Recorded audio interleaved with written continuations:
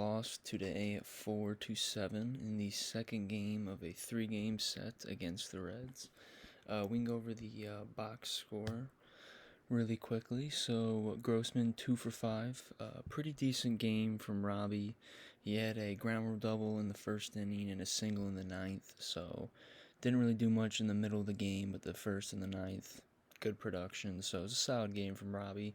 He was one of my prediction players, so at least he didn't go 0 for 5. Scope 2 for 5 as well. He had a decent game, a double in the third and a single in the fifth that kind of got that rally going. So to get the walk-in run from Garneau. But we'll get onto that later. Miguel 0 for 3. He pretty bad game for Miguel. 2 walks. It was his first 2 at bats. The second walk did help us score a run, so at least that was helpful. But he did ground into a double play to end the game in our ninth inning rally after Grossman had a leadoff single, so that was a little unfortunate. But maybe it's because he wasn't playing yesterday. I don't know. Miguel did not look like he was swinging very well. It looked late on a lot of pitches, so I just wish we'd stop giving these guys so many off days, especially when they're not playing the field.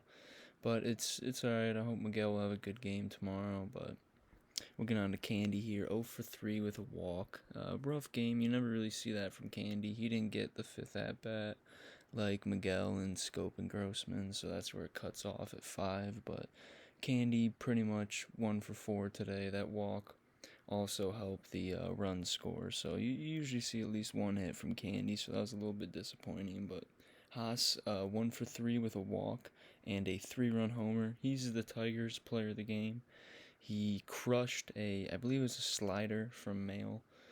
He hunted and he drove it right to left field. It was a really nice hit. 3-run homer, put us on the board 3-0, but literally right after that, we decided to give them 5 runs. So that was just the same inning. It kind of just took our momentum away, and we didn't have any momentum. So back to the box score. Castro 1 for 4. Pretty good day from Harold.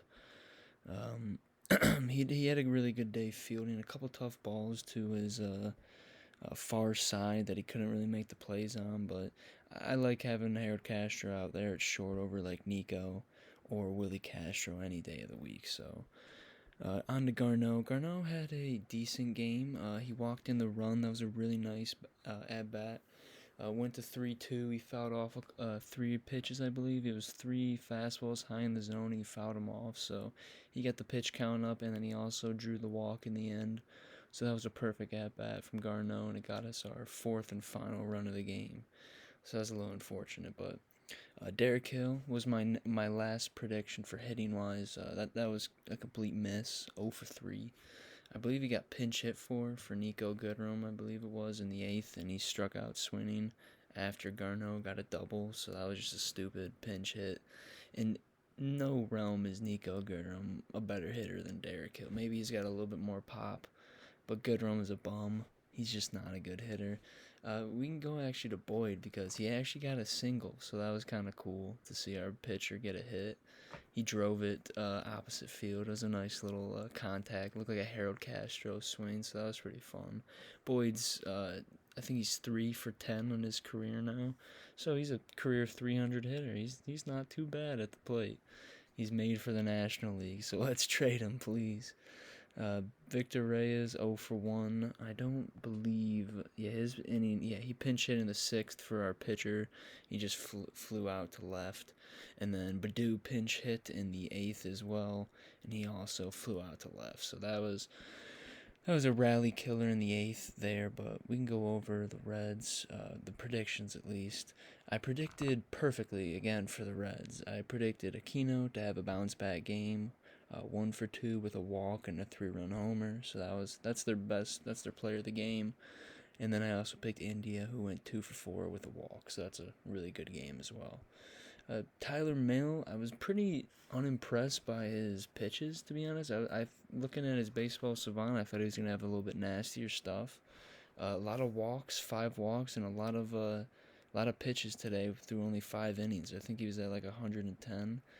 A lot of just 3-2 counts, even if he was getting us out and not walking us. It was just really long at bat. So I thought this guy was going to be making us swing at some garbage all night. We did have a couple pretty embarrassing strikeouts, like Derek Hill's.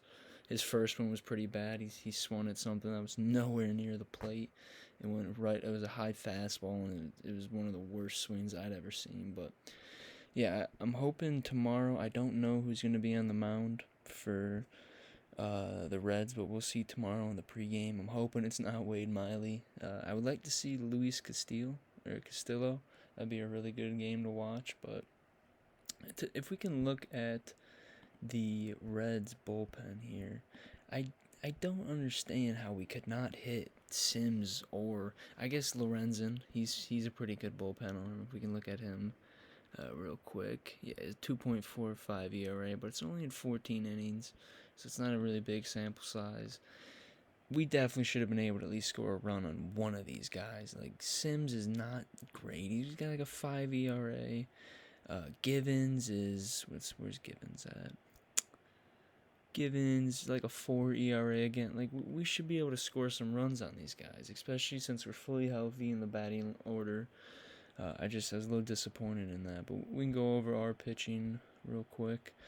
Boyd, 4 innings, 5 earned runs, 6 strikeouts, 2 walks, 7 hits.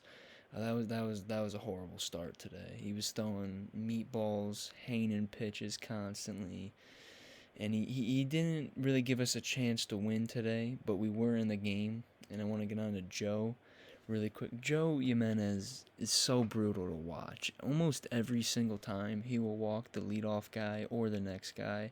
And today he walked I think it was the leadoff for the next guy, or I think we did get the first out and then he walked the next 2 guys, but the amount of people he walks and the amount of traffic he has on bases, even when he does get a scoreless inning, it's ridiculous. And this time he could not get out of the trouble.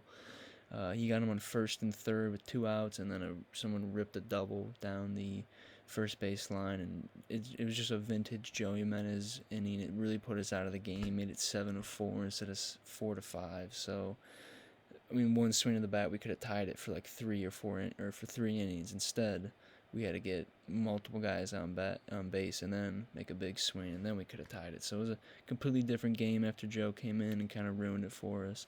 And we did bring up Drew Carlton today.